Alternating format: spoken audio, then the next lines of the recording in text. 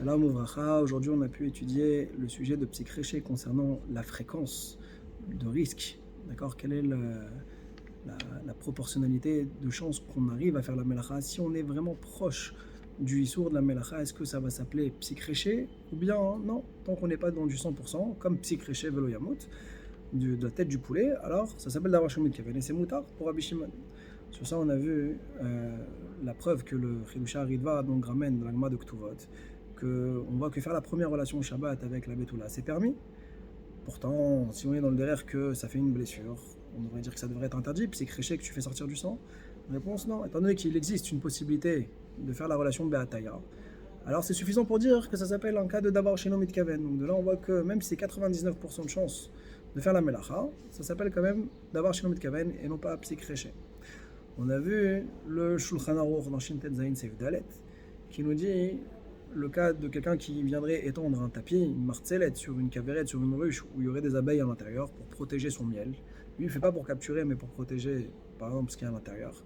Alors on dit, si jamais il y a simplement une petite possibilité que les abeilles puissent sortir, même à l'aider à traque, eh bien, ou qu'il y a un petit chor katan, il y a un petit trou, il y a une ouverture possible, alors déjà ça s'appelle pas psychréché.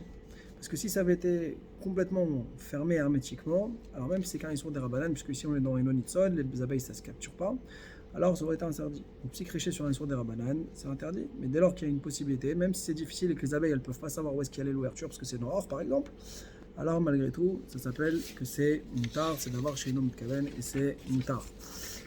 On a vu dans la Gemara, dans Maseret Shabbat, Kufkaf Amud Bet, où là a priori on va avoir une autre version, une autre vision du dîne de psychréché.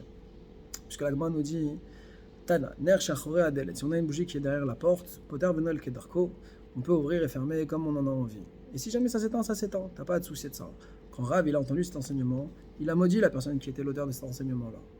Alors ça on demande, mais Rav, qu'est-ce qui se passe de si grave? Pourquoi tu maudis? Ah, parce que t'es pas d'accord. Pourquoi toi tu penses comme Rabbi Yehuda que d'avoir Shalom Kaven c'est assour? Ok, mais alors là, cette braïta là, elle va d'après Rabbi Shimon qui dit d'avoir Shalom Kaven moutar. Et donc c'est pas la peine d'aller jusqu'à le maudire parce qu'on pense pas comme toi qu'il faut maudire. Sur ça, la Gemara répond non. Abaye verava d'Amret Arvaïou, tout le monde est d'accord de dire qu'ici on parle dans un cas de psychréché, Velo Yamout. Et si c'est psychréché Velo Yamout, alors même Rabbi Shimon est d'accord que ce soit interdit. Donc très bien. Maintenant, qu'est-ce qu'il y a ici lieu de maudire? C'est-à-dire que, comme il dit le Meiri il dit on maudit quand c'est quelque chose qui est bancal, qui n'est pas clair.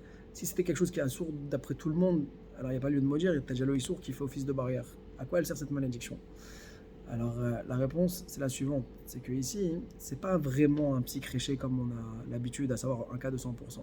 C'est qu'il y a une forte présomption que le vent va venir éteindre, comme ce que explique Rashi, que ici la melacha en question c'est que c'est le roi qui va venir être mechabé, pas comme Tosfot. Et donc en tout cas ici le fait qu'il y a une forte présomption, on aurait pu croire que ça s'appelle un cas de davar shenomit kaven. Alors c'est pour ça que Rav il dit que ça s'appelle comme un dîne de psychréché dans ce cas-là. Le Meiri dit que Behemet, Meikaradin, c'est moutard, dans notre cas ici. On peut ouvrir et fermer la porte. Pourquoi? Parce que Meikaradin, ça reste que c'est un d'avoir chez Nomit Kaven. Simplement, étant donné que Rav, on voit qu'il maudissait celui qui enseignait cette halakha, alors il faut prendre en considération, et c'est bien d'être mahmir, comme ce que Rav dit, à savoir donc de ne pas ouvrir ou fermer la porte à cause de ce risque important qui existe d'éteindre la bougie. Le Roche, on a vu également sur cette Gemara-là, qui a ramené Rabbeinu Hananel, d'accord, qui lui aussi veut expliquer que c'est un cas que peut-être ça va venir éteindre. C'est pas forcément vadaï. Pour ceux qui ont vu le Rabbeinu Hananel dans les mots, c'est pas évident. La version qu'avait le Roche, on dirait qu'il avait une version différente.